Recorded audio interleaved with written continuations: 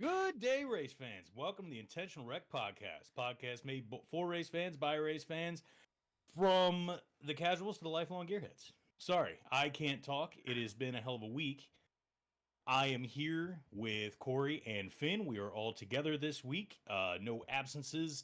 And we are here to talk about some racing. We are here to talk about some tracks. We are here just generally to have a little fun after what was, I would consider, a pretty uneventful race.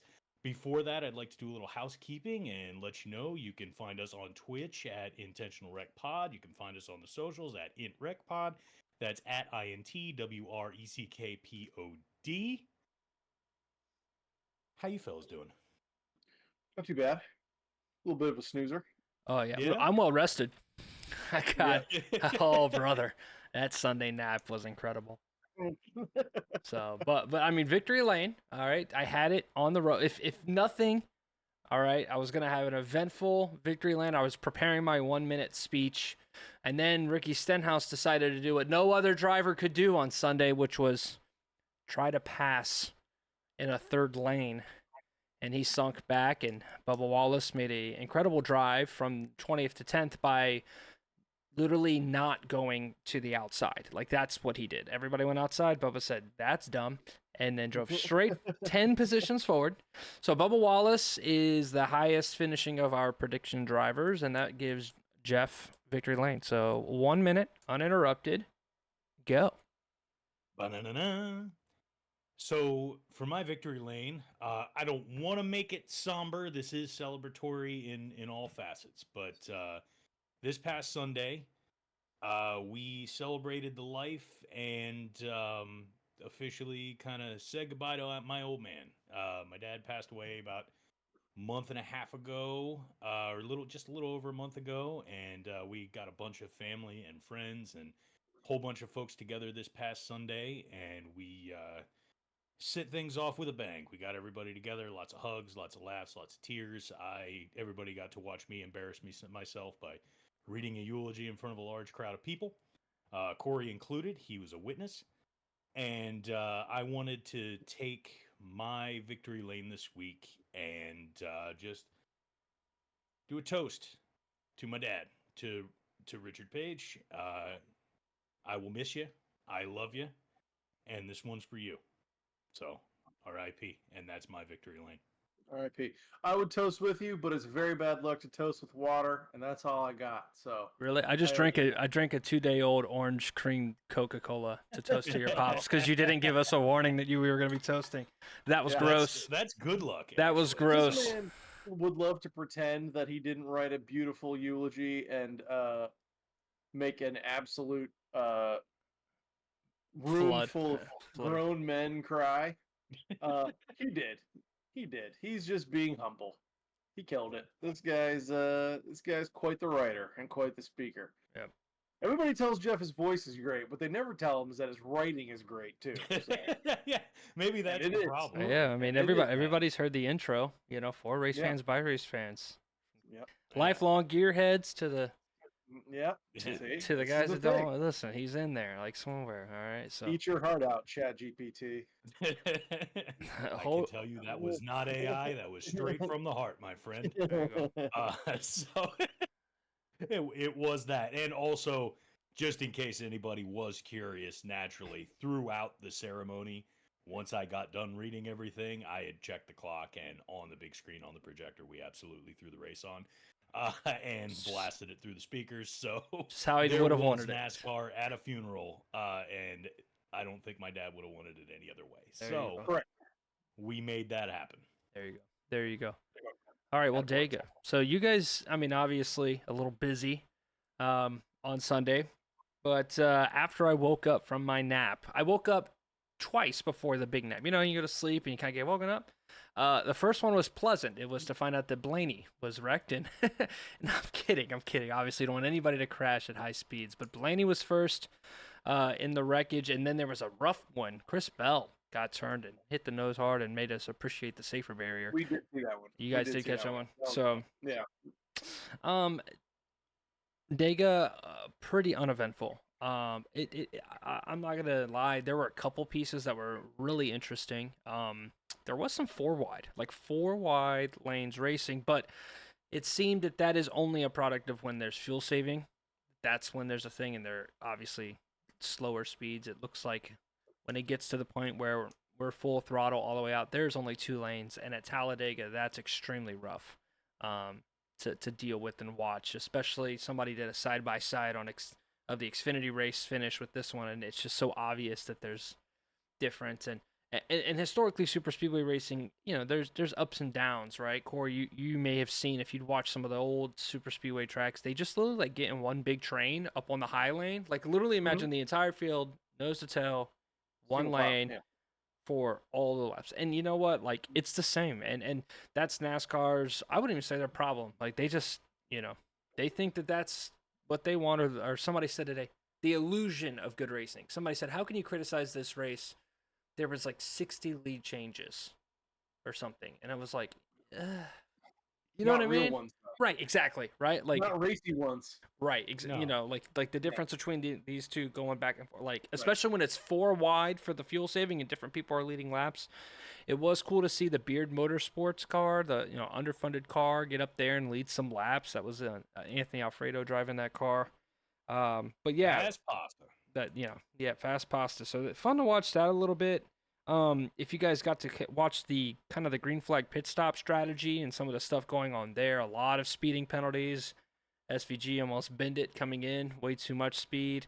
A lot of exiting pit lane, obviously trying to get up to speed and get everything. So there was that, and then there was the big Ross Chastain move where he came up and blocked the Toyotas completely and their huge train because they had the best pit strategy and the best pit, I would say, consistency. All of their guys weren't speeding off exit or things like that. So that was about it in terms of interesting things. Any other notes on the race? I heard Joey Logano was MF and Cindric at one point. Dude, on the radio. Chipper Jones. I saw that. Railed into him. So I saw that. That's wild. Yeah. So first Chipper off, Jones getting involved. I saw the Chipper Jones tweet, and I was like, "Ooh, that's not a good look." So Yeah. I love it. No. Listen, if Chipper Jones, if other high-profile athletes are tweeting controversy about the race, that's just more eyes on the sport.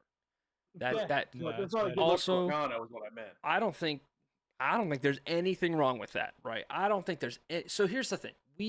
I've talked about this a lot, and I'm actually a little bit frustrated with Max. How many times have I said that the cool in-car stuff has been phenomenal? And the last 3 weeks, they have taken away the in-car audio from Max, and then it's just the car audio.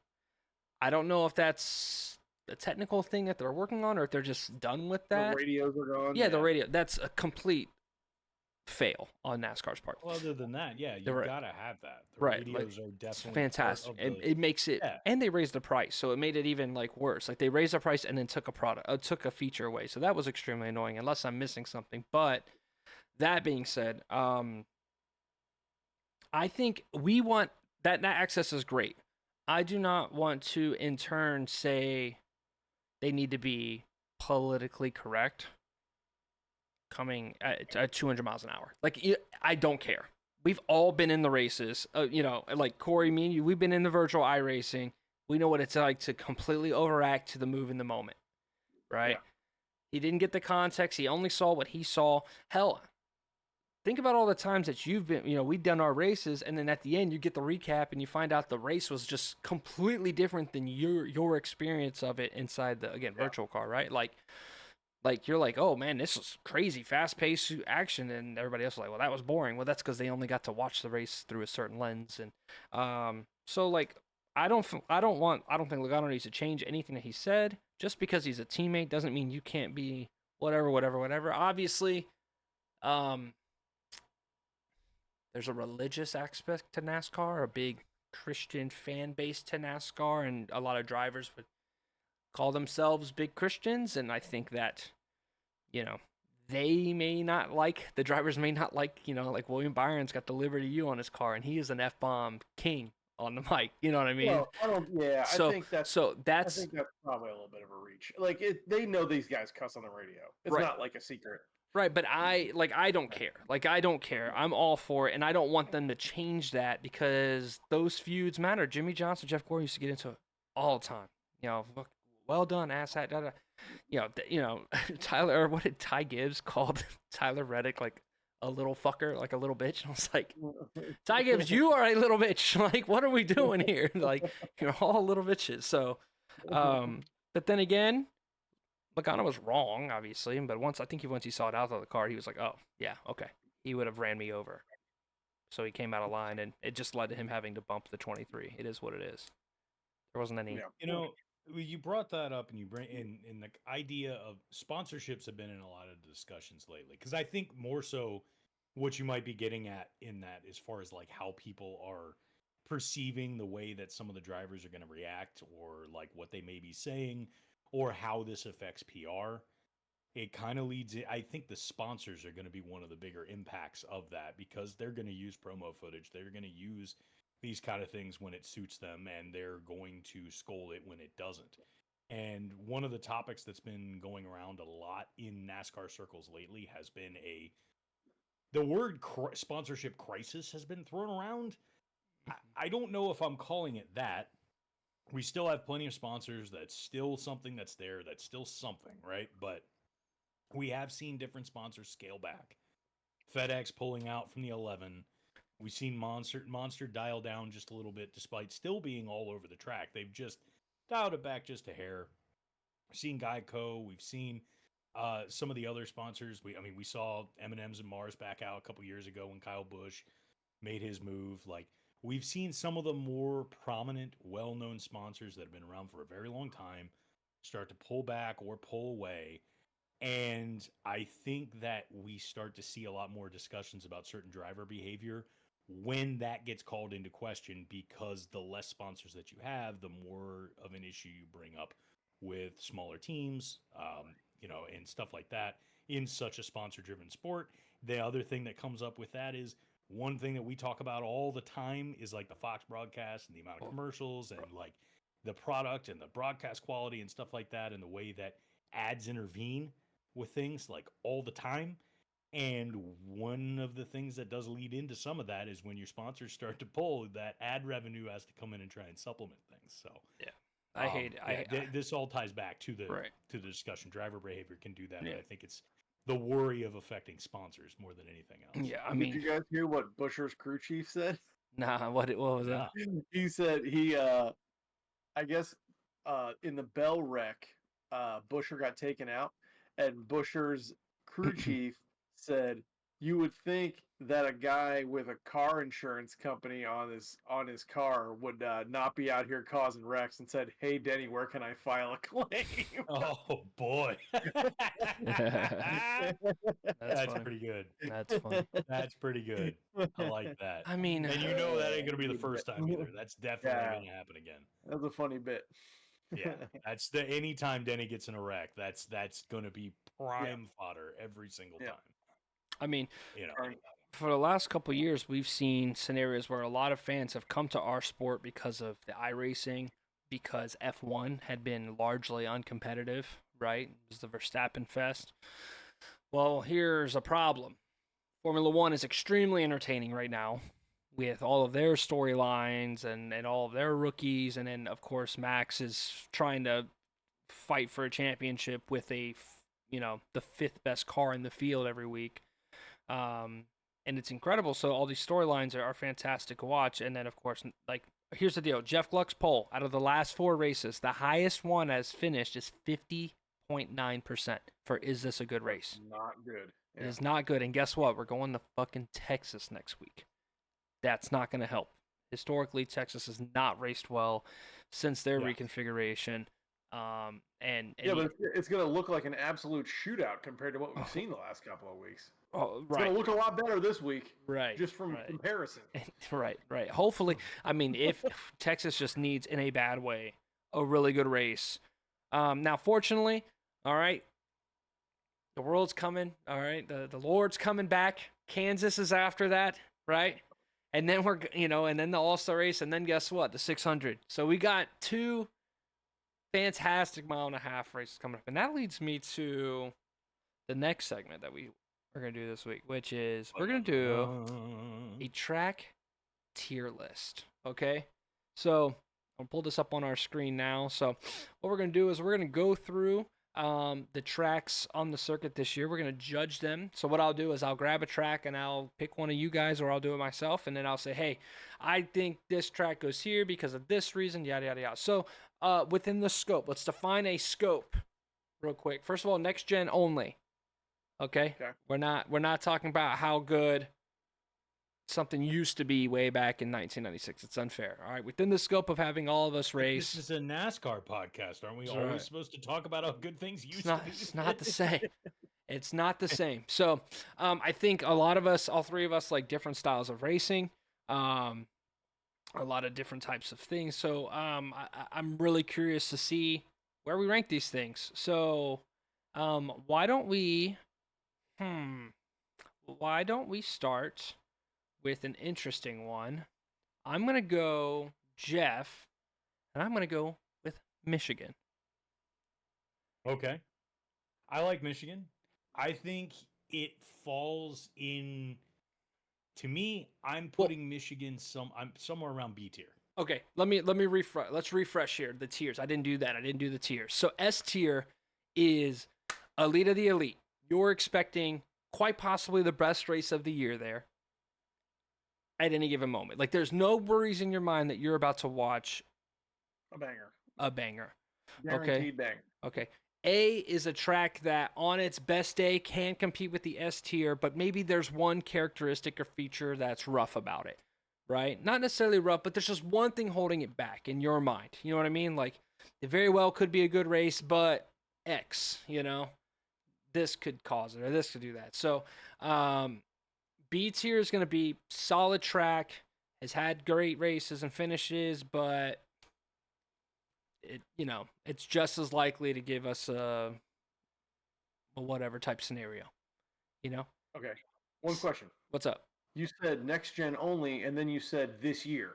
So yeah, you get what I'm saying. The last couple of years. So I'm saying don't judge it based off of Gen 6, right? Or the old stuff like this style of car, this style of racing, what we have seen over the last couple seasons, right? C tier is like, you're surprised when this has a good race. This has a good race, and you're like, oh shit. Okay, well, I really wasn't expecting that, but we got a good one, and great. But you're going into that going, ooh, this might not be good. I might miss this race. You wouldn't be mad if you had an event that was scheduled at the same time of this race. And then D tier is the worst of the worst. Yeah. Guaranteed snoozer. You'll guarantee snoozer. So back with that in mind, Michigan to Jeff. What are your thoughts? So I'm in this in-between point on that one because I think it's high B, low A. Okay. For me. I think that we can almost always expect a competitive race at Michigan. I think that we see different lines open up pretty regularly.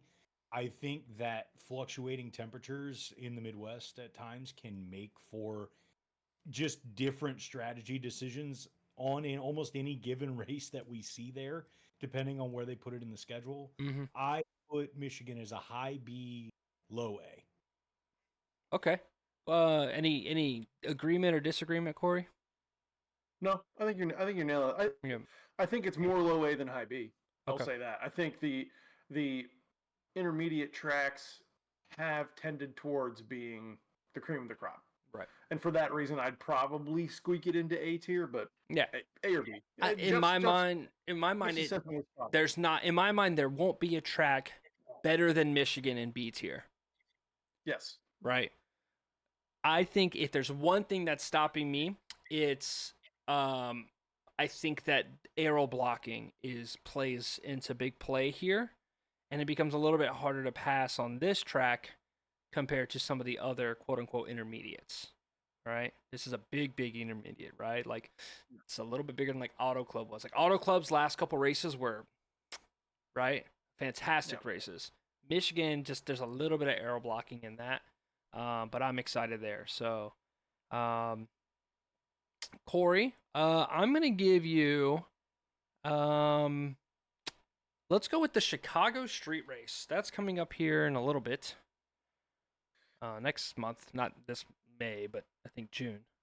So Chicago's a tough one because we've only had 2 races there ever, Right. and one of them Both of them had rain. was a rain. It was in a hurricane, Right. right? So it's a little tough. Of the street, it's the only street track except for this year. There's 2, right? We have Chicago and Mexico. Or are we doing Chicago this year?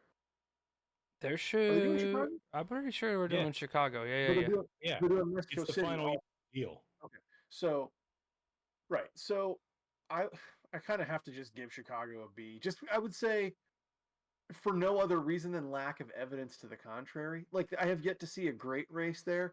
SVG winning was cool, Mm-hmm. but like that's the best feature about Chicago. I think You've also yet to see a bad race there either. yeah, though. that's true. Right. Like it's not bad. I Sound- think it was doing it in the city streets is very cool. Right. Right. It's kind of in a league of its own, and I can't wait to see how it compares to Mexico City. Yeah, that's one thing that I'll throw in there is that I am kind of like, I love that they did it. I would like to see venturing further into some of that. I also know that taking like IndyCar in Detroit, for example, which I like that race, I enjoy it, but it's also being a pretty regular fixture or in Nashville and stuff like that. Like you can wear it out pretty quickly. Like you take Indy and Detroit last year was an absolute just shit show of a race, right? And it was very emblematic of a lot of things they were building. I feel like if NASCAR stays in Chicago too long, it gets to that point where you get enough tensions that bubble over from the year before. You get enough things that people are frustrated about. You get enough things that happen that generally like take it away from being a mysterious but fun race and just turn it into a debacle. And so I think we're at just the right amount of running through Chicago before we go and do something new. If I would add, street races are awesome. Chicago needs a longer straightaway. So like something they can rip on. Right. So they really don't have that in Chicago. So if there's, I agree. Let's put it in B, but I'm going to give it an argument for A, and that argument is that first race with SVG was fantastic. I was waiting for you to put it in S because of last year. And not right with Bowman.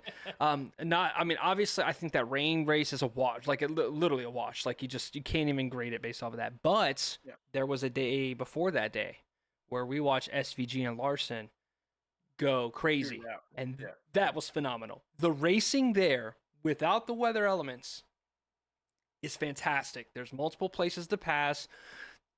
People aren't getting stuck behind, and I'm very shocked there with a street course on how it races. But considering the thing of the weather elements, and considering that,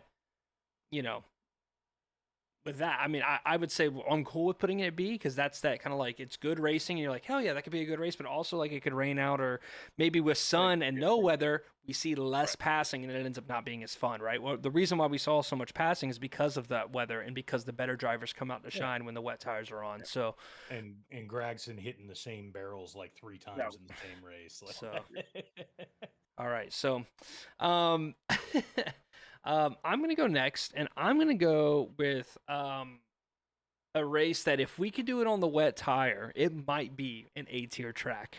It might be an A-tier track, but we can't do it with the wet tire unless it's raining. So New Hampshire, Loudon is going to go into C-tier, and I think the bottom of C-tier eventually.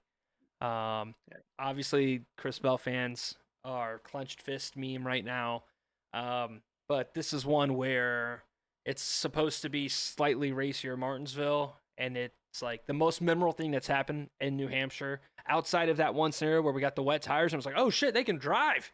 This is crazy.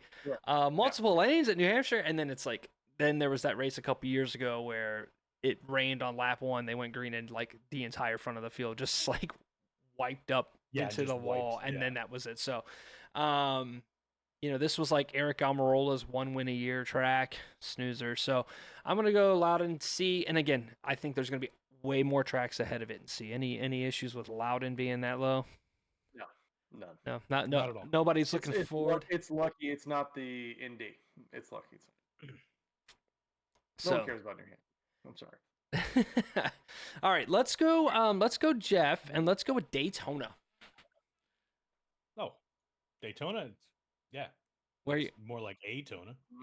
Oh, you're gonna go A class Yes. A for Daytona. It has to be there. The history, the Right. every other, like the build up, every aspect of Daytona, especially with the 500 alone, all of those pieces together, like that gives it enough fluff underneath of it to propel it to A. And then every now and then you get one of these races that's just absolutely fantastic that could place it in S, but it's hyped to S, performs at A. We all know there's only one super speedway that's going in S. We knew that before this conversation even started. That's all a ruse for me to get you guys to admit that super speedways are. Yeah, I know. No. Yeah, you won't, but it's okay. All right, so do you have anything? I got some to add for Daytona. I was gonna let you finish your thought, Corey. I mean, dude, I haven't been in the sport that long, but I've known about the Daytona 500 since I was 5 years old. It's like, you're never going to not get me to, like, it's just the day that everyone looks forward to. It's the first day of the season. Right. Like, the thing about Daytona is there's so many things that go along with the race. Right. The track is special and it will always be special, but right. It's the 500. Right. We're not talking about the Aura. Yes, Aura, it's an S Aura race, right?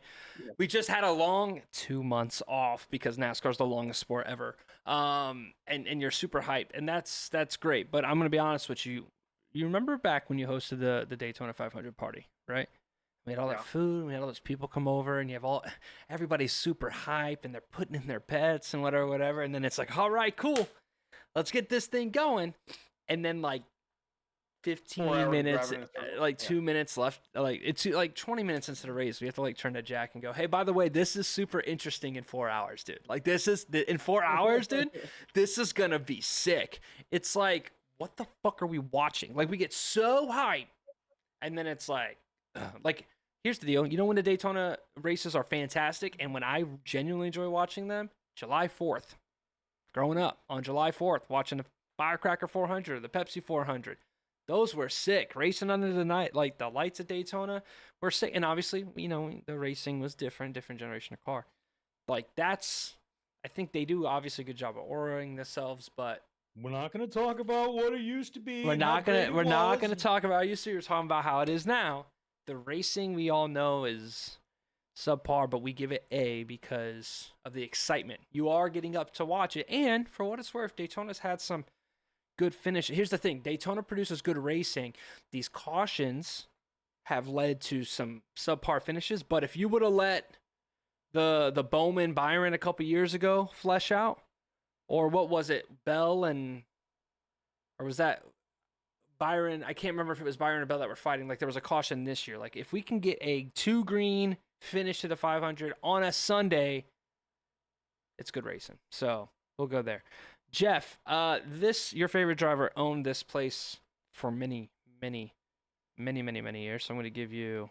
Wait, hold on. Who did Daytona? Jeff did Daytona. All right, Corey. We'll come back. We'll do Jeff on this track on the next one. Let's give Corey Richmond. This is a race that you've experienced in person many times from different angles, from right down there in turn 3 to a sweet box. And man, I'm telling you what, I got a bad taste in my mouth from Richmond. Like literally a bad taste in my mouth. No, me and Jeff were actually just talking about this because I don't know if we told you, Finn, Richmond has actually increased the prices for those suites that we got a couple years ago, which is batshit crazy. I mean, the racing is not that great. Well, the tariffs on the third world country food they're importing to those things are. Anyway, it's like, I know we mentioned wet tires already. Haven't we seen wet tires at Richmond recently? Wasn't that a thing? Wasn't that last year? It worries. I feel like I feel like we started a race on the intermediate tire, at Richmond.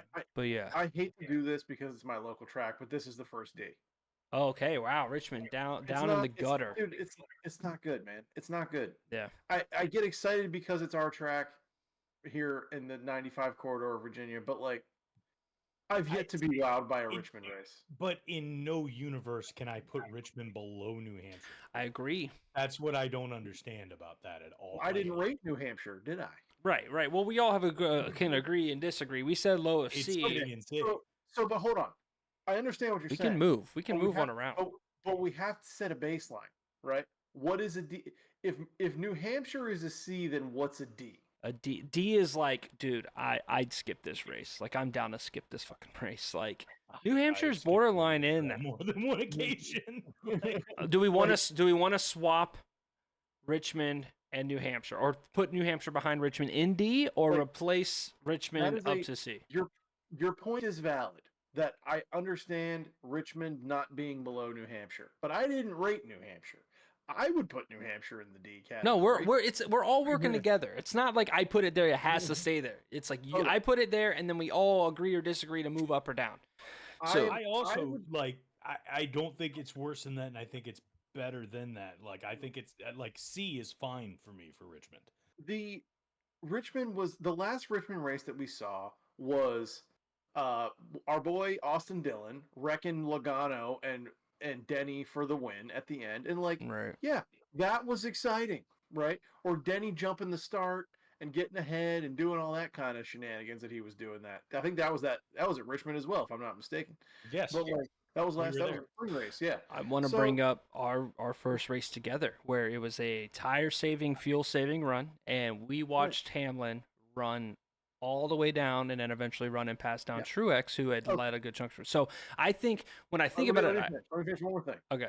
S tier memories with the boys, C tier track. Okay, so you're gonna go all right. So we'll go C above New Hampshire. Do we want to move New Hampshire down to D? Yes. All right. Yeah, I'm with that. All right, cool. Flop those. All good. All good. Yeah, say less. To me, at worst, Richmond is high C. Richmond is high C, and you can make a case for B with the history, but we're not going to go and talk about what things used to be.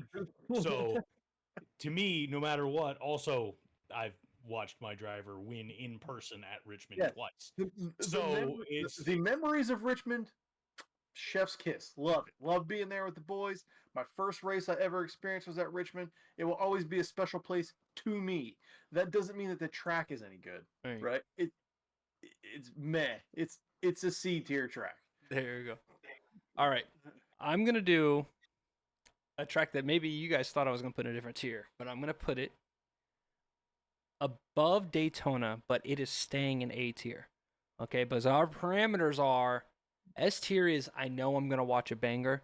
I have no reservations, but I have reservations. One of my first reservations with this track is we only go to it once a year.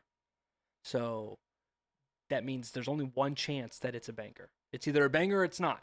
And two, it always rains in fucking end of May in North Carolina. Over. So Charlotte Motor Speedway, in the context of the 600, is the oval, Charlotte Oval layout, is going to be above Daytona because I think the racing is a better product.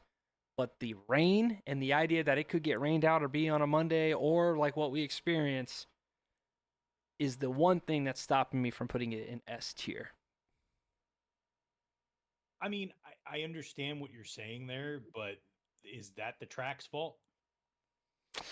I think it comes down to a lot of things. I think your perception, our excitement and the product, like, yes, the racing there is fantastic. There's no shortage of lanes, but we haven't even gotten to see the 600 experience really outside of 2023. I mean, outside of Briscoe chasing down the 5, like, right. Oh, the 2023. So y'all are willing to go to S tier with Charlotte Oval. But like, here's how I can't claim rain as a reason why I take a track down. I can't because that's the reservation. This is NASCAR because that's the reservation. So rain's gonna happen for one. So, I'm shocked we haven't seen Phoenix get rained out because NASCAR at this point. But here's how I approach stuff like this: you have to set your bookends, right? what's better than Charlotte? I can think of one that we would put in that list. One. And I think we all know what I'm talking about. And I've got potentially I've got one, maybe two. two that's better than Charlotte. All right. Hey, listen, this y'all know this was my favorite track. Okay? So y'all know this, but that was my reservation. Like if there's one thing that again, I've tried to go to this race 2 years in a row. No, there is an S tier. There's 2 tracks right now that I'm like, there's a banger that week. I'm excited. And there's honestly a third one that I don't think y'all are going to expect me to want to put in S tier. But I've got 3 S tier tracks. Not that I would like them more than Charlotte. Again, on its best. For example, Charlotte had 2 dates, S tier. It does. Are we including the Roval? No, Roval is separate. Roval is judged separately. This is a naive question, but what the hell? I'll ask it. I don't care. Like, how much say is the track actually having in how much they're actually getting scheduled? Because I would find it hard to believe that Richmond was like, you know what? Like, let's go ahead and punt one of our races. Oh, I don't know how. I mean, again, So this is a very arbitrary. Like you're knocking this for factors that don't have to do with the track itself. I mean, you're blaming rain and you're blaming NASCAR. I'm blaming. I mean, the product. It's a product as a whole, right? Yes, like I'm tiering the tracks, but within the context of when we do it. For example, if they move the Coca-Cola 600 to October, it's S tier. Like it's just it's not a good same track. But that's how you're judging it. Now, if you guys want to say it's S tier, no, totally here's 2 to 1, 2 to 1. I'll move it up. Hold on. I'm with you as the top of A tier.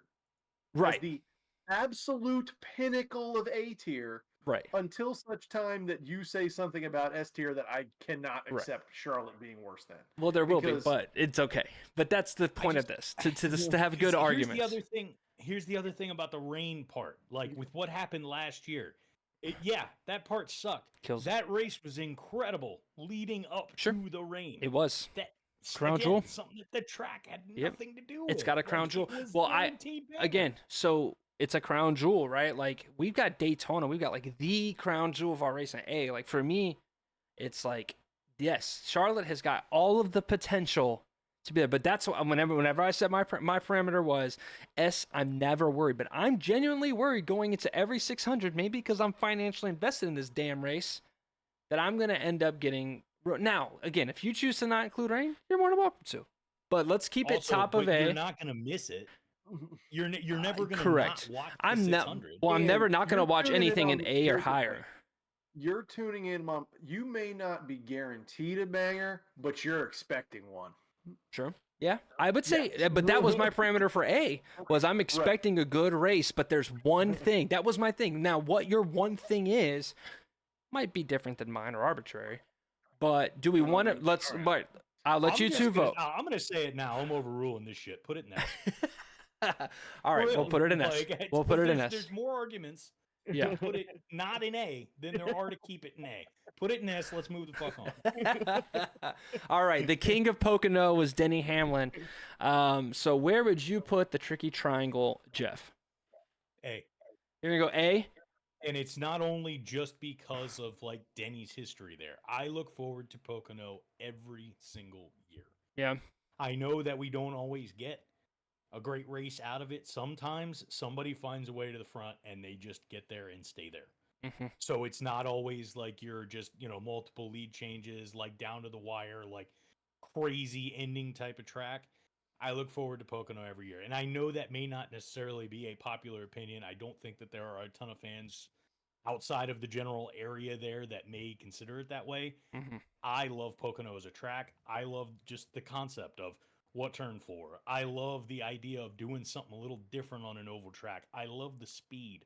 I love the size of the track. I love so much about that track and watching it every year. I think there's a technical aspect to racing at Pocono that makes it interesting in a way that makes it so I can't put it below A tier. Gotcha. Yeah, go ahead. I'm with that. The main thing that comes to mind with Pocono for me is uniqueness, right? I want to see high speeds. There's no other track that's a triangle. That's a railway triangle. And it's 3 unique turns and giant long straightaways. The Pocono is cool, unique, doing its own thing. And that is one of the cool things about NASCAR. It's not like football where they play the exact same game on the exact same field every single week, right? Every Everything's a little different. They have to change. Other thing is, I'm a native Pennsylvanian. My family's all from Pennsylvania. Pocono has always weirdly had this like homesick vibe to me. Like, oh man, it'd be so cool to catch up with Jason and my cousins and go to a Pocono race someday. Like, how cool would that be? It's the only Pennsylvania race, so it gets a little bit of extra love for me for that. So, Yeah, I think it'll be the low end of A. Definitely battling with Michigan for me, but I'm willing to put it with A just because of, you know, the uniqueness of it, and I do think that it's due a good race in the next gen car. I can't say there's like a super memorable Pocono race at the moment, but neither of the other tracks that are below it at the moment, right, are in the same vein. So, Corey, I'm gonna go with the short track for you, Martinsville.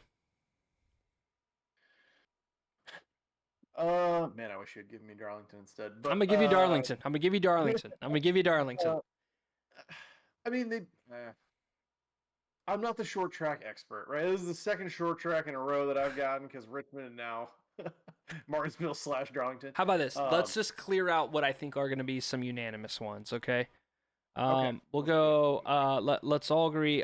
In D tier, Worldwide Technology. Is anybody getting up? Is anybody getting up to watch the Worldwide Technology? Cool. Let's go. I think we're gonna put in the bottom of B tier will be Iowa because we haven't watched the next gen race there, so obsolete, right? I think we're all excited, and it can go either way. They had Iowa last year. Did they have Iowa last year? Iowa was a banger last year. Ooh. I would say for the same reason, Chicago, it stays in B because of lack of evidence. It was a banger, and I believe it could be again. Was it? Did I forget Iowa? They had Iowa last year. Who won that race? Jeez, my brain's broke. That's probably what it was. I probably removed it from my memory. It's probably You know what? It was a good race. I remember. Okay, yeah. Okay, yeah. That was the race where I was like, Blaney earned that win. Like Blaney was the fastest car all day. He won that race. Yeah, let's go B. I'll put it under like right next to the street race. I'm just as excited to watch Chicago street race as I am. I like Iowa. It's a fun track. It's banked enough to where the short track nonsense doesn't do everything to it. Iowa so much, you completely forgot it happened. No, I like Iowa as a track, and I have a lot of experience in iRacing with Iowa, so it's a fun track. But I just, for some reason, I forgot about that race completely. Bristol, do we... Okay, this one I have sucks. special thoughts about Bristol. All right, I'll let you do Bristol. Bristol will be your track. So, please, God, bring back Bristol Dirt. Just bring it back, dude. Just bring it back. It was fun. It was different. I enjoy the uniqueness aspect of NASCAR. It is the thing that makes motorsports different than every stick and ball sport, different from track and field, different from gymnastics, where everything is rigid. Everything is designed to be exactly the same. And the thing that sets motorsports apart is that everything is different on purpose, right? Everybody jokes about turning left and this and that until you realize that every single track is different in its own special, unique way. Bristol is the only track that they have in the Cup Series that can literally change the surface. We have seen cool dirt races there. We saw an absolute banger at Bristol Spring Race last year. Now, it fell off this year. It was an absolute snoozer. I'm going to take that one and throw it to the side. I don't know why. It just didn't. Something felt off. Bristol is weather dependent, right? But I think the ability that they have to turn it into the only dirt track in the Cup Series, if they so choose, puts Bristol in the B tier for me. Like, it's not an A tier track because it can be bad, but it is, I don't know, maybe bottom of A. Oh, I think that's way too high. I think B is pushing it because I agree with you. Bristol Dirt is top of A tier. Yes. Bristol Dirt is top, but we're not on Bristol Dirt.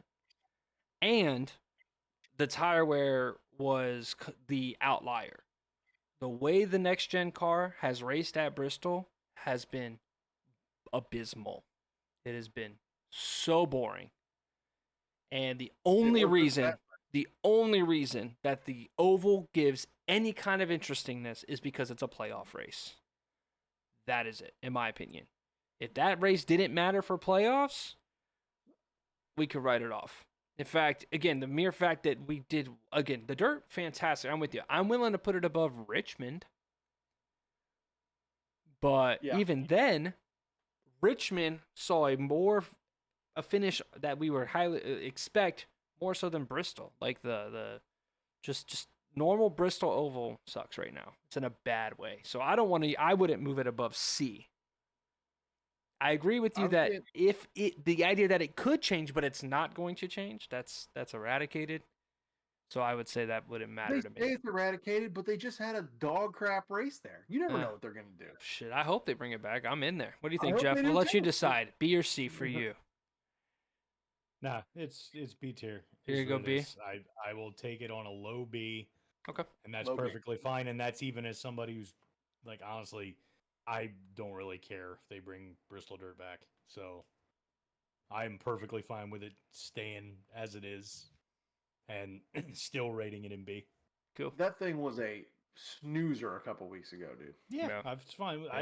Yeah. They've had a couple bad races, but the other thing to take into account is the Bristol night race is generally like it's another like beacon of the sport that you generally look forward to. It has enough build up, it has enough hype that it gives you a reason to watch it That was on a regular basis. And we've had a couple of races that have at least been decent. We had one that was awesome, and then we had a couple that sucked.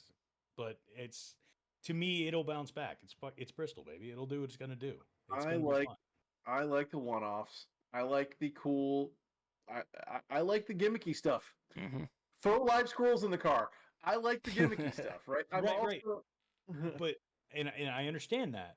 But when you they did it more than 1 year, and when you start doing it that way, where it's like now it's just a dirt track, the gimmick's gone. Sure, it's just a Bristol dirt track. Go back and forth. So, I'm also the only one of us that's a fan of a dirt ringer. So, Alex is a dirt track racer. Really? Yeah, Alex's background is dirt track racer. I didn't know that. Yep. You would know that because he broke his back the last time he did it, so not very good at it. But yeah, that's right. Alex owns a dirt track team, so with Briscoe. So, okay, I'm gonna throw one that might piss Corey off. I'm gonna throw it right above Bristol. Here's my reasoning, precluding it. One, we've seen some pretty good finishes last year. Watching Larson get fresh tires and completely hawk down the field. All right. I think that this is a tough track. It's a driver's track, but I think with the current field that we have, I'm excited for it, and that's why I'm going to put it over Bristol, but not any higher. It's literally going to be B tier and higher. For me, as a starting point, I'm going to go with Sonoma. So I know that that's not Corey's favorite track, but Sonoma's put on some solid racing. I think that it's obviously we go into it knowing it's going to be tough to pass. But I'm excited to see with SVG racing it in Cup. He couldn't race it last year because he did testing in Next Gen on that track, so he couldn't race it last year. I'm super hyped for that.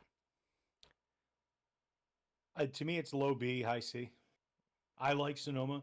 I agree wholeheartedly on the fact that it's a driver's track. Mm-hmm. And I think that's one of the things that makes it somewhat boring in a lot of cases from a spectator standpoint.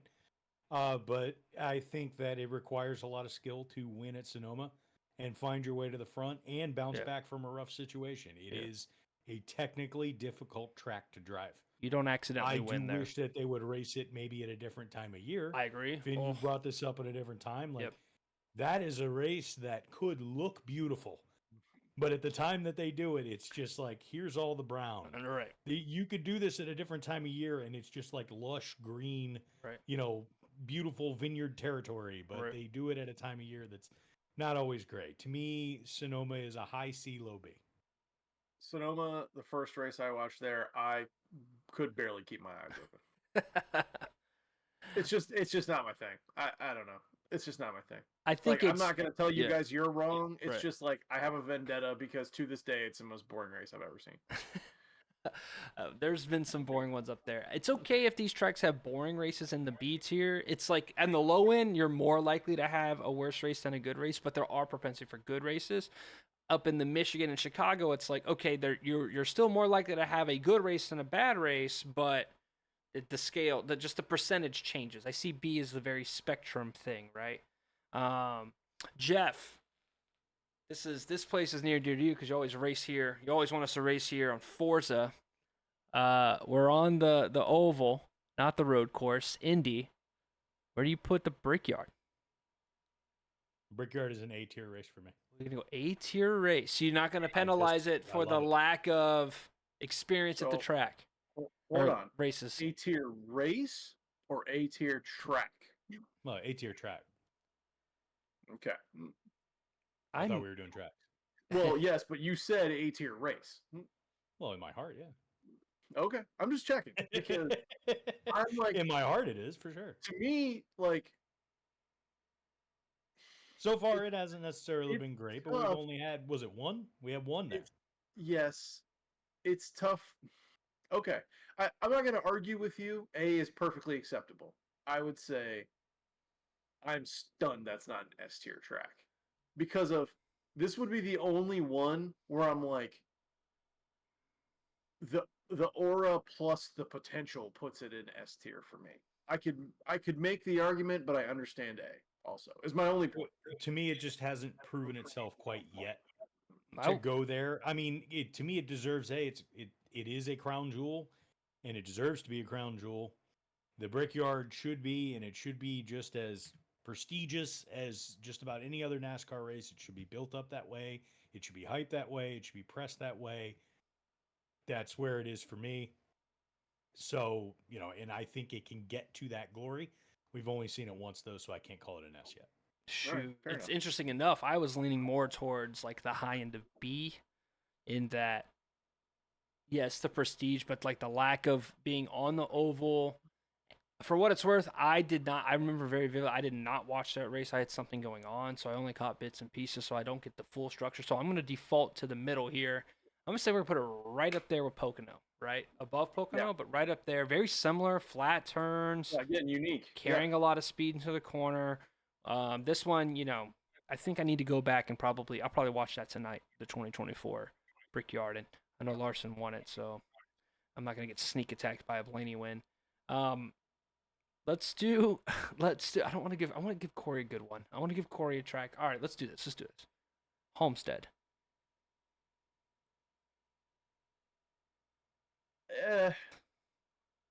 I think Homestead, I think, is the ultimate place where talent can win you a race. That's the way I've seen it put, right? And the two guys that always come to mind are Larson and Reddick, just absolutely riding the wall at full tilt and hoping that their pit crews don't screw up, because if the pit crews don't screw up, one of those two guys is winning the race. This is, again, top of A, bottom S. Like, I could go either way. Top of A, bottom S. I will tell you this for sure, Finn. I'm taking Charlotte over Homestead. Okay, that's for sure. So, I will default to you, but that's where I am. I could have a lot of difficulty going either way. Bottom of S.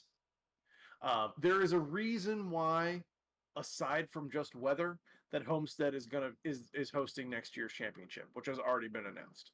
So NASCAR knows they're going to get a banger. It's going to make Phoenix look like an absolute snooze fest. So, all right, bottom of S for Homestead. I could get to there. What you think, Jeff? I'm fine with it in S here, honestly. I think that it earned its way into being the championship track. I think that it is a driver's track. I think it requires skill to get success and sustain success there and put together an entire run. It is very easy to sonic yourself and lose all your coins with one quick small mistake. And I think that's something that is worth noticing when you're trying to consider what is like that great compared to good, and I think Homestead is up there for that one for sure. Don't you dare put Charlotte under it. Don't you dare put it over Charlotte. Don't you dare. Just to be clear, I think Homestead's the best track on the circuit. Okay. You're wrong, That's but that's okay. my number one. I think the third best race we've watched this year has been the truck race at Homestead.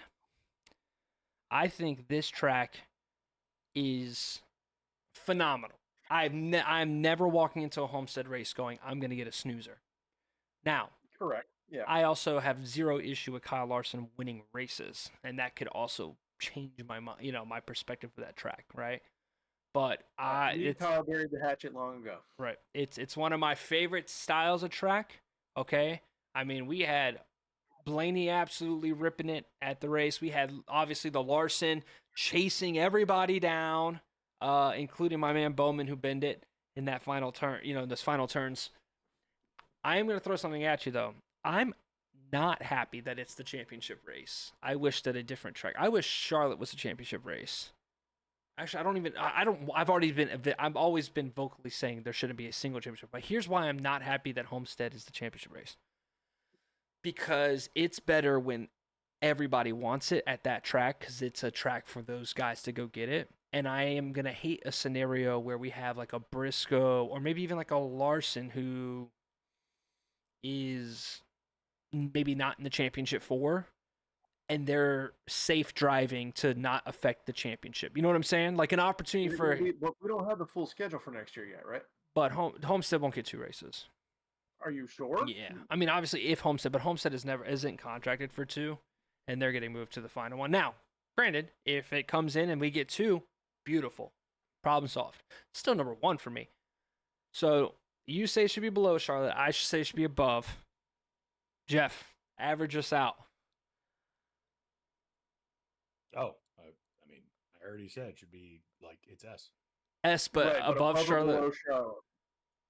S is S, man. Oh, we're not gonna grade it. We're just gonna let him be up there. I mean, that's me. If S is elite, it's up there. It's yeah, great. I'm not like, too. Yeah, I'm not too worried about grading them inside, but I'm willing to have the discussion if we're gonna have it. So, to me, S is like it's Earnhardt and Petty and Johnson, like, and then everything else. Right. S is S. You don't care to argue with it. Charlotte gets the nod for me because it is the spiritual home of NASCAR. Gotcha. That is. I give you that. I mean, it is my favorite. If there's one thing where I would agree with Charlotte, it's that the dog leg on the front, or the little tri-oval. Sorry, not dog leg, but tri-oval. And again, Charlotte is some of the best racing on the circuit. You guys got to see it live in person, and again, you don't have to convince me. Like, I love that track. It's been my home track for many years. So, Coke 317 was epic. Yeah. All right, so. Let's go bottom of B tier, the Mexico race, because we haven't seen it. Yeah, I have no idea. We're cool. Yeah, we have no idea. Jeff, Atlanta Motor Speedway. Atlanta Motor Speedway at this point for the last few years, it's hard to put it below S. Honestly, the racing has been amazing. I agree. My guy. If I'm going to put a super speedway track in, it's going to be that one. Yeah. I really enjoyed some of the racing there, some of the movement there. It seems like later in the runs, it becomes very ill handling with tire wear, right? Whereas on the other tracks, it's like, oh shit, like we don't need tires at Daytona, you don't need tires at Dega. But at Atlanta, oh shit, you know what I'm saying? You're sliding it around. It's fun. It's super high paced. And of course, the 3 wide finish. Yeah. It's hard. Guaranteed banger. It's hard. Guaranteed banger. It's hard to argue. So it's a guaranteed banger because super speedways are all quote unquote guaranteed bangers at the end because of the excitement it builds up to. But at least Atlanta gives me the excitement throughout. What's the length on Atlanta? Atlanta's like 1.75 or something like that. Yeah. So yes, it is quote unquote. It is plate racing, right? Right. It is plate racing. But it's not a super speedway. Yeah, again, when I say super speedway racing, it's just synonymous to plate. It's just another word for plate racing. Its own beast, and I'm telling you, until something changes, either the track or the car, this is an every time banger. Yeah. All right. So all right, you wanted Darlington? Get Darlington. Corey, what do you think about Darlington? Darlington is the only place I've seen Chase Briscoe win a race, and I'm telling you right now, I can't. This is an A tier track. It is of the sort of old guard of NASCAR tracks that are a little bit maybe a little old fashioned. Mm-hmm. It is the best one, I think. It's the challenge. These guys are the best drivers in the world, and they wreck their shit constantly at Darlington. And that level of challenge and difficulty, coupled with the fact that the best moment of my NASCAR fanhood took place during a Darlington race. That's an A tier track. I can't put it in S, and that would be corny of me to do mega homerism, but No. hey. I'm inclined to agree. Great history to the track, obviously, but even not factoring that in, we had the Logano Byron fiasco for those races. Obviously, Briscoe making a big pass. Even with this year's race, we had Blaney with running down the field and passing at the last second. And then of course the Larson spin out, but it. Historically, you go to Darlington knowing it's going to be tough to pass. So for me to do what I do to like Bristol or Richmond and go, there's no passing, this race sucks. Like, we know Darlington's about keep your shit alive for 500 miles. The aura speaks to itself. So yeah, I'm happy to put that up with the Daytona in A tier. Could it be better? Yes. Am I getting what I expect when I go into the race? Also yes. Do you disagree? Agreed. All yeah, right. that goes to A for sure. Cool. It is probably the most quintessential A tier track that we're going to hit on this list. Agree with that take, actually. All right. I'm gonna give myself a rough one. At the top of C tier, it's better than Richmond. But it just hasn't played well, and it's another track that rain ruins everything. I'm just gonna throw Dover down here, top of C. Agree. There's a possibility for good racing. We just haven't seen that quite yet. I thought it was going to improve quite a bit with the increase in horsepower to the next gen, but I just don't think we've seen like a true memorable Dover race, mainly because those happening on Mondays. So there's that. Jeff. Well, I would say that there was one when we were watching Truex chasing Chastain down. And Oh, that was a Truex good one. Win. Yeah, there is Dover. I'm expecting an okay race, but yes, like when those things, it can give you a good one. And of course, Corey may not know this. Quickly can give you a nap. So Yeah, I exactly. can definitely say that. Yeah, Right. Dover's a C. Also, Dover used to be like, I was locked in on every Dover because the old 48 used to own that place. Yeah. So now Dover. You're not going to talk about the way they used to be back when they... Dover also super challenging, and something about those challenging tracks. It's the worst of the driver challenge tracks. Okay. If that makes sense. So that's as low as I would really go for that. I also and this may be weird, and I don't exactly know why it does this, but for some reason, like, I look at Dover and I feel like it's miniature Darlington in a lot of ways, and maybe it's because of the like width and like what it takes to pass and like what you need to get around that track, like, and the surface plays a role in some of that too. But like, I don't know, it's always kind of played like the miniaturized Darlington to me. Also, fun fact: worst experience of entering a sporting event of my entire life. Would you rather? As a track experience in general, it's just been terrible both times. Would you rather sit in a suite at Richmond, wait out the rain at Charlotte, or try to get into the Dover race? Like, wait out the rain. I'm not going back to any of the three of those tracks for a little while. Charlotte we're gonna try Darlington here on Labor Day weekend. There you go. All right. We're gonna try something different. He says that, and what he means by in about a month when we go to Richmond, like that's what he's. When is Richmond this year? August, right? August 30th. We're going, but all right, Jeff. We'll keep this moving. Jeff, Coda. Coda to me is. I have trouble not putting it in A. Like I don't know, for the sake of trying to. I don't know. To me, it is the highest of B and probably low A for me. It is the best. Oh, sorry. I It's was the just best, gonna say, as the a best road course racetrack, we've discussed yet, for sure. yeah, and it's, to me, you're going to consistently get a good product out of Coda, even after they made the mind-boggling decision to put stage cautions back. Yeah. It still like ends up being an entertaining, good race just about every single time that we go there. So I agree. Coda is A. My question for you is this: is Coda better, worse, or the same than the Glen? Well, we got the Glen I call it coming better. up. I That's think. what I think we're going there now because I want to do these two together. Okay. It's better to me. Because these two, to me, are the two best road courses on the circuit: the Glen and Coda. Eh, Everything else is a Coda little beats bit of it. a snoozer for me. I have Coda as an S tier track. Fair. Okay. The reason why is we've gotten nothing but bangers there. We got Allmendinger and Chastain battling it out. Bowman passes underneath them. Then they come. Chastain wipes them all out. Controversy, but they can pass everywhere. It's a true driver's track. And then you had the Tyler Reddick race where he, on iRacing, found something in the S's, gained speed, and was so fast that he had an extra pit stop, ran back through the field, and then passed a very fast Byron car. All right. And then the year, I can't remember if it was last year. I think it was, there was that, there was a lot of cautions in it, so it wasn't amazing, but the racing all day was fantastic. I think Byron won that race, right? Despite late cautions. That's where Kyle Busch got a second. I mentioned that before.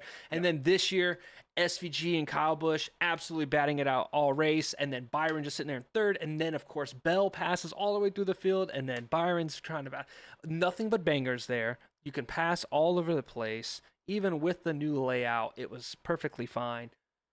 I think Coda's I'm willing to put it at the bottom of S tier, but I think Coda's an S tier track, dude. It has never not delivered. Coda has the best turn in NASCAR. Turn 1 at Coda is the best single turn in the sport. Period. Yeah, not the dog leg at Phoenix that's been keeping the championship there for 5 years, Coda maybe turn even 1. longer. So, Really? are we? Do you Roval believe turn me? one's pretty good, too. Do you believe me that that Coda's S? If it's gonna be the top road course, we can at least give some road course love and put him in S tier, even if it's at the bottom. And you have it over the Glen. Yes, but the Glens are right there, though. I agree with you. Like, the Glen is. Here's why I think the Glen could be different: is there's really not as many turns in the Glen. But I mean, watching SVG and Buescher battle it out was fantastic. There's a lot of good turns. I wish we did the boot. I'm comfortable putting Coda in S as long as the Glen goes in A. Yep. I'm good with that. Are you good with that, Jeff? All right, let's get rid of the last road course, the Roval. Are we sitting B? The Roval's put on some great finishes, but not in this generation of car. It's a coin toss with the Roval. This generation of car hasn't responded too well to the Roval. I think it can be a good race. I want to love it so bad. I'll put it because again. This is as close. What I really want is the Daytona road course. Yeah, I so agree. bad. Yeah, but this is as close as we're gonna get to that, and I want to love it so much, but I have yet to see it be really, really great. And I will say that the Roval has the best moment of teamwork that I've ever seen in NASCAR when Cole A+ Captain America teammate Cole Custer just absolutely yeeted the field and let Briscoe go by. So Roval's B for me, but right. I want to love it though. Nashville B tier. Have we even seen a race with that in the new car or high? I mean, there's only really been one race in the newer cars, right? Nashville was last year. Was it good? I thought they've been 2. They did 23 and 24. God, I need to watch one of these races. Did a Penske guy win? I think I just black out anytime a Penske guy wins one of these races. Nashville. I bet Larson won. By Joseph Logano. Yeah, I tell you, as soon as the Penske car wins, dude, I black out. Was that the one where he that's the one where he took 2? Was it 2 left sides? That might have been Worldwide Technology last year too. If he won that last year, I think that was his only win, leading him into the thing outside of one. So Nashville is one where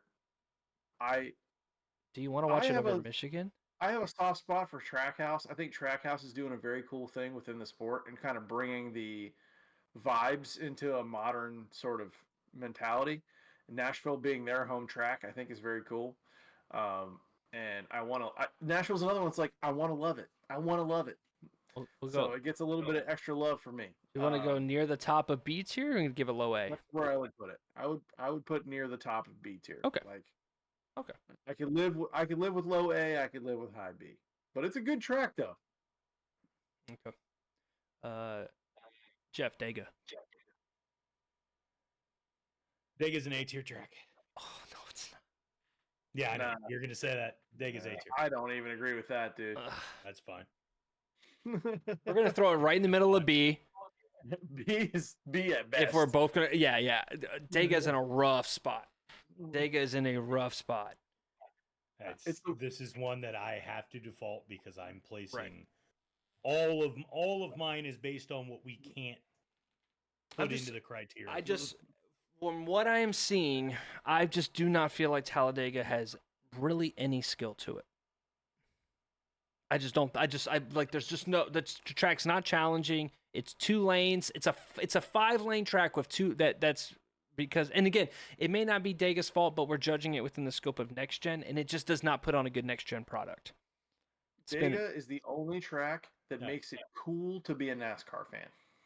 Yeah, party vibes, yes, but I genuinely nap through every Dega. Like, it's just,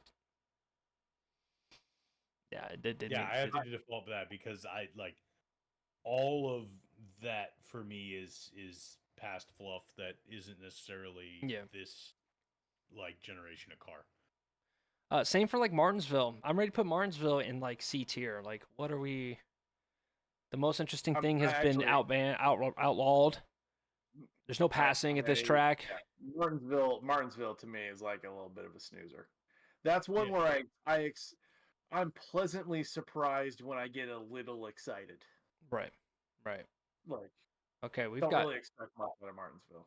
We've got 3 tracks left, and then we'll get our. We gotta. Wait, hold on. We gotta go back to Dega, because Jeff said A, and you immediately just stuck it in the middle of B because you just vetoed him. I said middle V, and then you said, yeah, I agree. Do you think you should? Are you gonna watch Dega over the street race? Like, do you want to watch Dega over the street race, Nashville, and Michigan? Those 2 are the ones that make it tough for me. Exactly. Right. So just leave them right behind it and call it a day. Like, Michigan, I would probably personally rather watch Michigan or Nashville than Talladega. And I'm the super speedway. I love super speedways, man.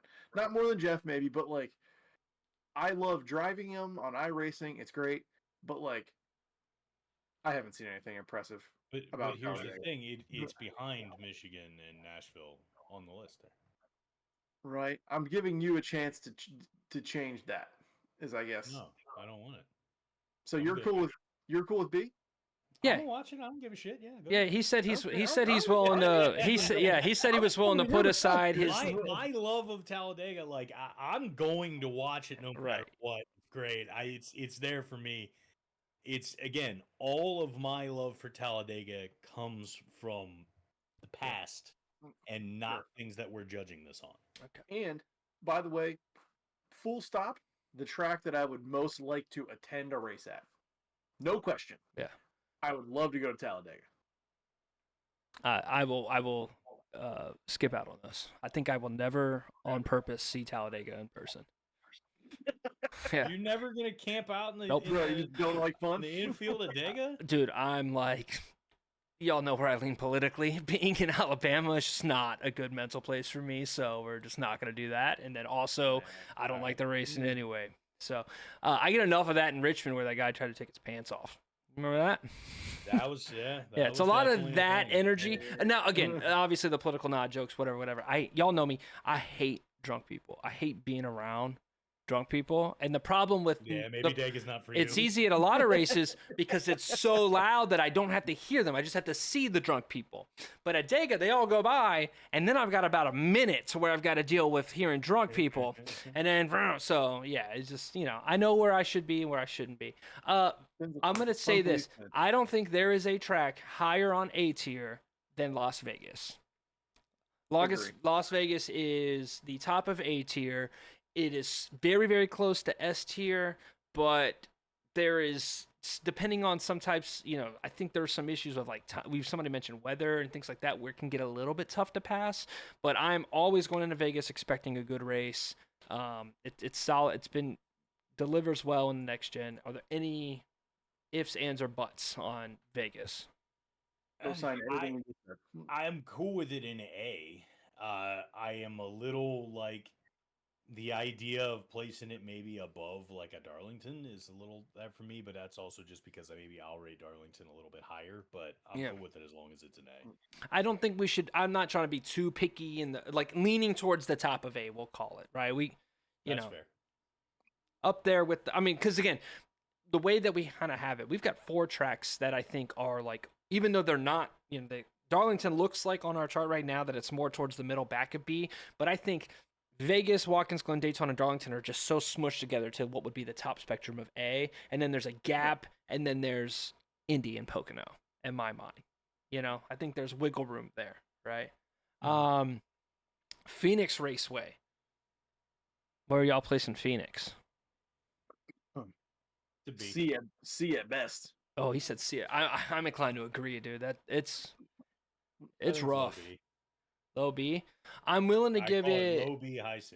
I'm more likely to watch Phoenix than Sonoma and Bristol. So if we're gonna put Sonoma and Bristol in B, I think Phoenix has to be above them. That's kind of where I'm at because I'm definitely I'll watch Phoenix before. I'm hyped about Phoenix before I'm hyped about Martinsville. But I will not watch Iowa before Phoenix. Fair. Cool. And then I saved this. Remember Iowa before you'll remember Phoenix. I just black out. We're not doing the All-Star race because it's just the All-Star race and we only have one race there. So Larson fans give it an S. I think we just got to learn more. So we're just gonna whatever. The last track, I think it wraps at our top 5. So right now our top 5 S tier tracks: Charlotte, Homestead, Atlanta, Coda. I have a feeling we're gonna put this one as the best track on the circuit right now. Kansas. Are we?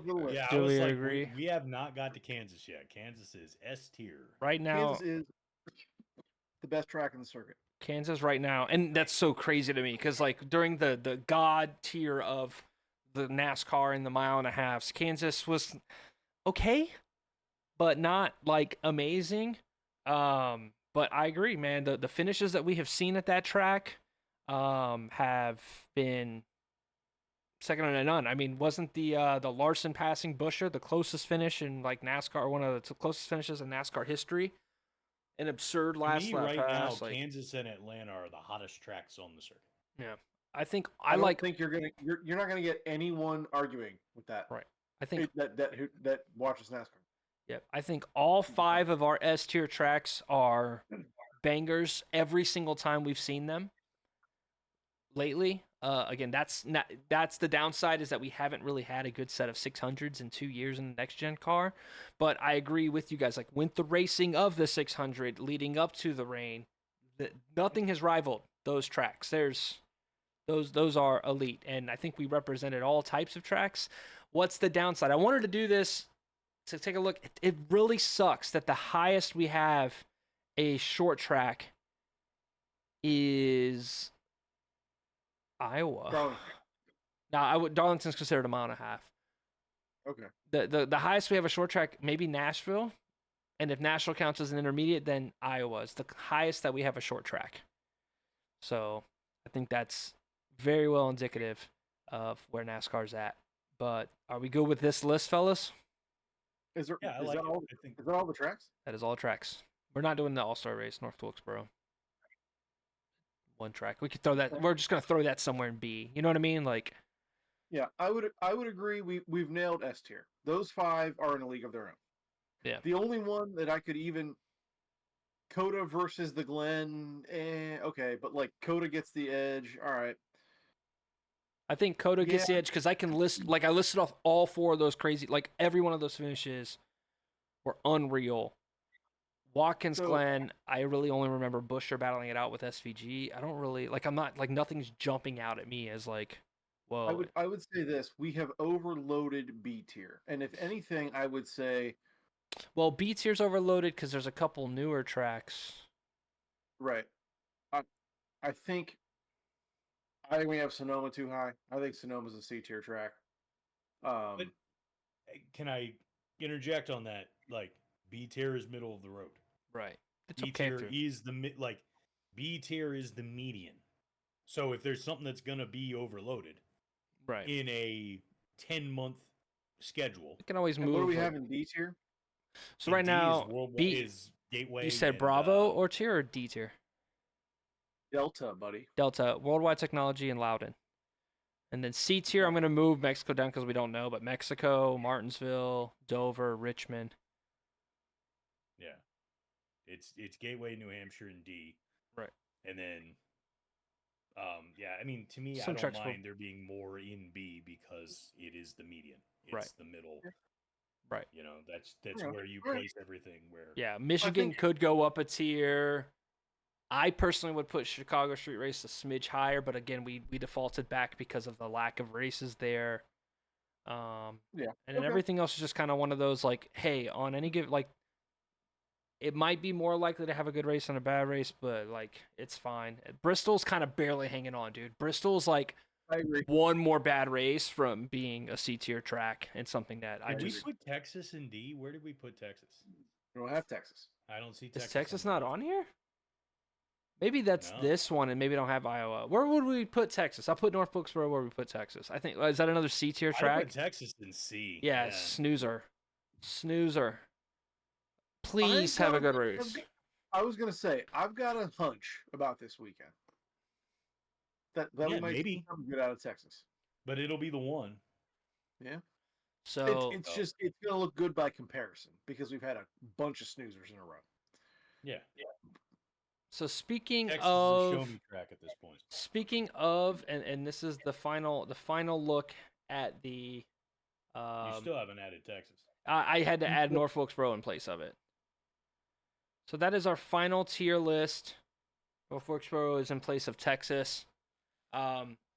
We got Texas this week. We got a couple minutes here to do our predictions. So, what are you guys thinking? All right. Corey, you go first. This is a track where Ryan Blaney needs to stop screwing up. Fuck, that was my pick. God damn. Oh man, go ahead. That was my pick. I got Blaney this week. Dude. Oh, I mean, like, sniped you me. let me go first. I'm taking him. Just Texas is a track that Blaney has performed well at. He's due. No one expects Ryan Blaney's season to continue this way. I have a question for you. I thought of an interesting analogy today as I was out just walking around preparing myself as best as I could for this. Aside from recency bias, to me, I was trying to think of an athlete that Ryan Blaney's career path reminds me of, because it's somebody who I've thought that was better maybe than they were, but then they kind of mess around and win a championship, and maybe they go up, maybe they go down. We're kind of still going to see. Okay, listen, I swear to God, if you say this guy's name, I'm ending the pod and we're done. How do you feel? We wrote a song about this guy, didn't we? How do you feel about Ryan Blaney is the Jalen Hurts? I fucking knew it. Oh, fuck you. No. Fuck you. I knew it was coming. I sniffed it out 10 minutes ago. I knew it. Andy Del Canto, shout out you moving to Colorado. Fuck you. Fuck Andy. You're not watching this. Don't watch this dog shit NFL takes. If you guys don't know, me and Corey were in a band together, and we wrote a song called Hurts to Hurt, which was based on this dumb conversation I had with our rhythm guitar player. You're our bass player. Rhythm guitar player about Jalen Hurts. You know what? That's not a bad comp in that he won a championship, but maybe he's not. Again, it's a loose comparison, but the idea of, like, he won a championship, but, like, was he the best that year. It's like, well, the circumstances worked out for him in that. It's on a good team. Right. Real good team. On a good team, the things performed. Yep. But even after winning the championship, nobody's out here going, he's the best bet. Like, nobody's saying, like, Jalen Hurts over Lamar Jackson. I don't think that's a bad count. Maybe in a couple, maybe after we have another boring race, which hopefully is not Texas week, we can do another thing, which is pro comps of all of our drivers. Yeah. Anyway, I got Blaney this week. I think he's due. Chef, what you got for Tejas? Yeah, I'm glad you guys kept that as short as you did. I know. I was fully ready to just like go ahead and pack it up. Another half put hour. My things away. Let you guys close things out. I knew it. I knew prediction. Maybe I'd come back in 30, 40 minutes. Y'all might be close to done.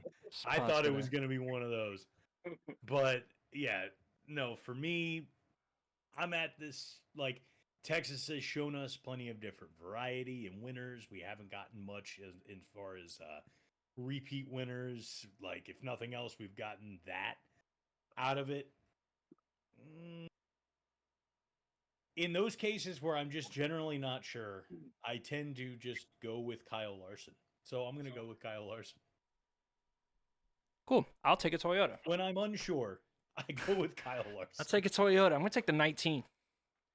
Take the 19. I'm going to take Briscoe. They have been kind of low-key quick and gaining momentum, and I think this is the one where they go and just steal one. He just qualifies, unloads well, qualifies well, rides around out front, aero blocks the shit out of people. So it has not looked as strong as I was hoping that it had looked so far in the season. It's a weird one. As they started gaining momentum, the wrecks, kind of things that like are out of their control type deal. Hell, he led a lot of laps yesterday at Dega and was in a good spot on that final pit stop, but then Ross Chastain blocking all the Toyotas got them shuffled back. So you can only control what you control, but they look like they're working things out. Also, shout out Ty Gibbs. We talked shit about Ty Gibbs, but then he had like an average finish of like 9th over his last 3 races before yesterday. I don't know where he finished yesterday, but he led some laps. Yeah, not bad. So, all right, you want to lead us out of there? An hour and a half long episode? I sure do. We did a long one on this one on an episode that we thought might have been short. You know what? Yep. I'm cool with that. That's going to wrap things up for us this week. Please make sure you check us out on YouTube and Spotify under the name Intentional Wreck. Like, share, subscribe, tell your friends. As they say on all the other streams, smash that like and subscribe button. You can find us on the socials at IntWreckPod. That's at INTWRECKPOD. Fellas, let's enjoy Texas. Y'all have a good night. Later.